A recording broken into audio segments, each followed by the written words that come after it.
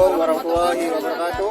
Perkenalkan, kami dari kelompok 1 yang akan membahas teori tentang penyelesaian sengketa secara umum. Assalamualaikum warahmatullahi wabarakatuh. Perkenalkan, nama saya Safitriana Rumasukun dari kelompok 1 yang akan membahas tentang teori penyelesaian sengketa secara umum. Di mana teori penyelesaian sengketa secara umum dapat dibagi menjadi dua, yaitu yang pertama adalah secara litigasi, di mana litigasi adalah penyelesaian sengketa atau perkara melalui jalur pengadilan, dan sebaliknya non-litigasi adalah penyelesaian sengketa atau perkara di luar pengadilan dengan cara penyelesaian sengketa secara alternatif, di mana sengketa hukum yang akan diselesaikan melalui upaya hukum atau remedi lain, proses litigasi di pengadilan dalam rangka mempertahankan suatu hak disebut perkara.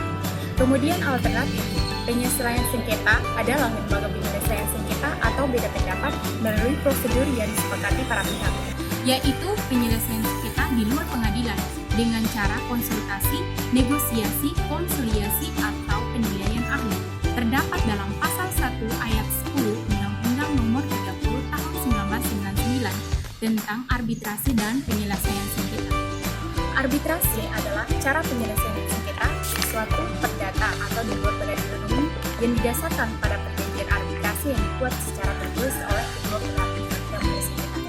Cara penyelesaian sengketa menurut dalam pasal 6 Undang-Undang Nomor 30 Tahun 1999 arbitrasi dan alternatif penyelesaian sengketa, yaitu sengketa atau beda pendapat perdata dapat diselesaikan oleh para pihak melalui alternatif penyelesaian sengketa yang didasarkan pada itikat baik dengan mengesampingkan penyelesaian secara litigasi di pengadilan negeri.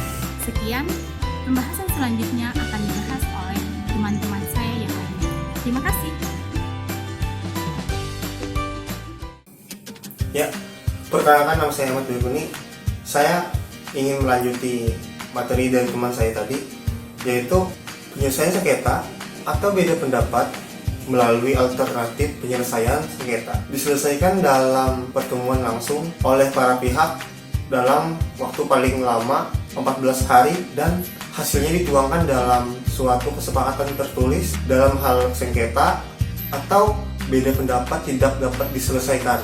Maka atas kesepakatan tertulis para pihak sengketa atau beda pendapat diselesaikan melalui bantuan seseorang atau lebih penasehat ahli manapun melalui seorang mediator. Apabila para pihak tersebut dalam waktu paling lama 14 hari dengan bantuan seseorang atau lebih penasehat ahli manapun melalui seseorang mediator tidak berhasil mencapai kata sepakat atau mediator tidak berhasil mempertemukan kedua belah pihak, maka pihak dapat menghubungi sebuah lembaga arbitrase atau lembaga alternatif penyelesaian sengketa untuk menunjuk seseorang mediator. Setelah penunjukan mediator, lembaga alternatif penyelesaian sengketa dalam waktu paling lama 7 hari, usaha mediasi harus dapat dimulai.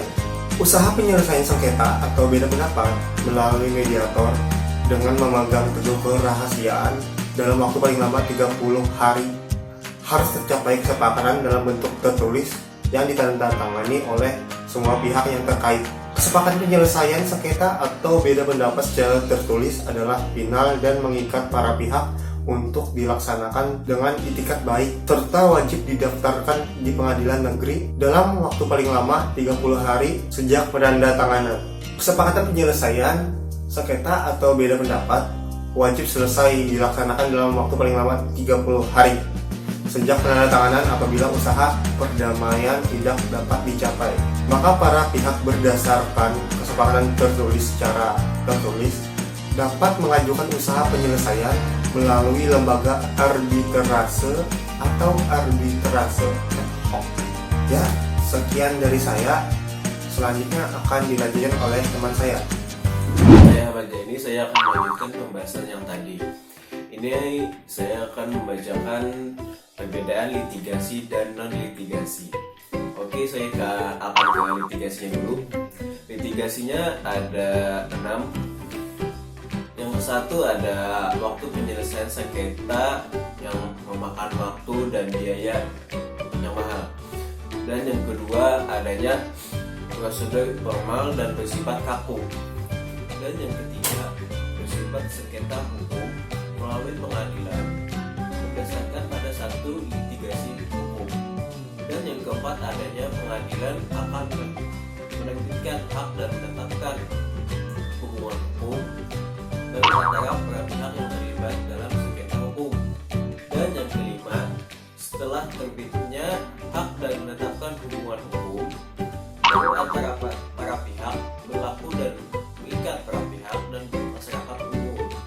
Dan yang keenam, putusan pengadilan akan memberikan keadilan hukum, belum tentu diterima adil para pihak, sehingga bersifat menang atau kalah itu sudah biasa. Sehingga keadilan yang diberikan pengadilan adalah keadilan simbolik, sehingga timbul kekecewaan bagi yang kalah dan dapat berpotensi menimbulkan dendam antara dua belah pihak.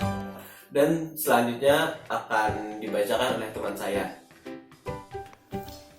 Nama saya Bahrul. Saya akan mempresentasikan tentang non-litigasi. Yang pertama, 1.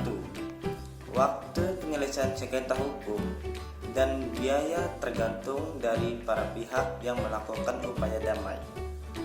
Kedua, penyelesaian sengketa hukum bersifat alternatif dan tidak bersifat prosedural.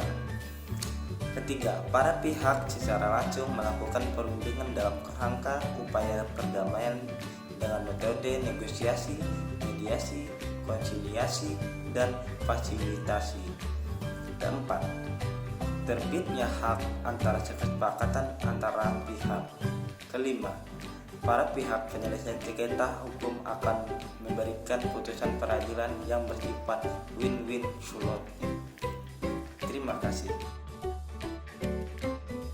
Sekian dan terima kasih atas apa yang kami sampaikan. Salah dan